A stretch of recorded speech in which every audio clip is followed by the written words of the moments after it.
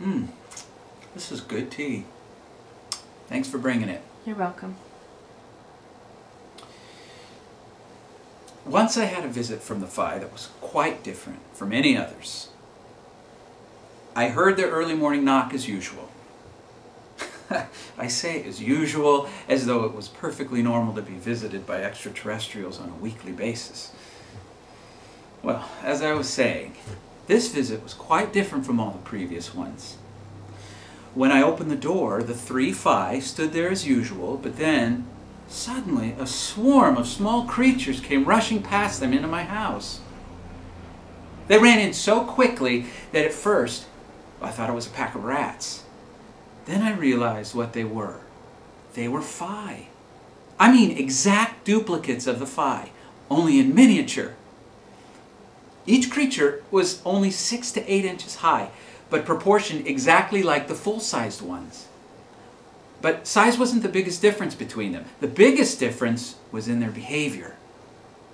The Fae, as I've described them before, were very staid, except for their initial visitation when they looked around the room a bit.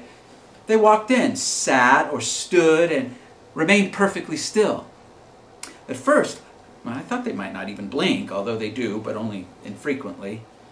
Anyone looking through the window at us might think I was sitting staring at 3 stuffed alien dolls. Yes, the little ones were quite different.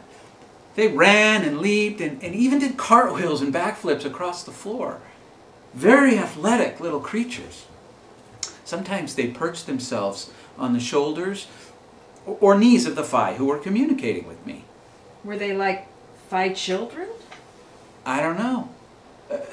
The Fae didn't communicate anything about them to me. In fact, it was as though the little creatures didn't exist at all for them. Even when the little ones were sitting on their shoulders, the Fae never acknowledged them. I sensed a spark of the same telepathic powers the Fae possessed, but I didn't receive a smidgen of communication from them. Either they were incapable of talking to me or just weren't interested. I got the feeling the Fae didn't communicate with them either. Don't ask me how I know this. It's just an inkling. Are they Fae children? I don't know.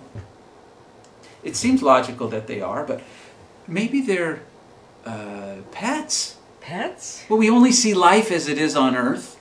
Who knows what it's like on other worlds? Did they come back? Who? The little Fae. Did they come back? Oh, yeah. 3 more times. They were little pests, too. Got into everything. First day, they managed to get into my closet and drawers. Tossed my clothes all over the house. One of them put a sock over its head. I swear, it was clowning around. Another time, they got into my dry goods in the pantry. I don't have a refrigerator. Yeah, I get all my power from solar and use a generator if I need to, but I don't have the extra wattage to power a refrigerator. They got into the powdered milk. I guess they liked it. Their faces were covered with white, and so was the whole kitchen floor. During their last visit to my house, they discovered the sugar. Oh boy, talk about hyper. It put them into an absolute frenzy. Actually did a little damage. After that day, the Fae never brought them back again. The Fae never mentioned them all the time they were running around tearing up your place? No, not at all. They were communicating to me the complexities of our weather patterns and how it led to the vast diversity of life here. My, how thrilling. It's not a topic that appeals to ignorant people. And I actually thought we were going to have a pleasant time I'm not today. concerned about what kind of day you thought we were going to have. You just called me ignorant, you asshole.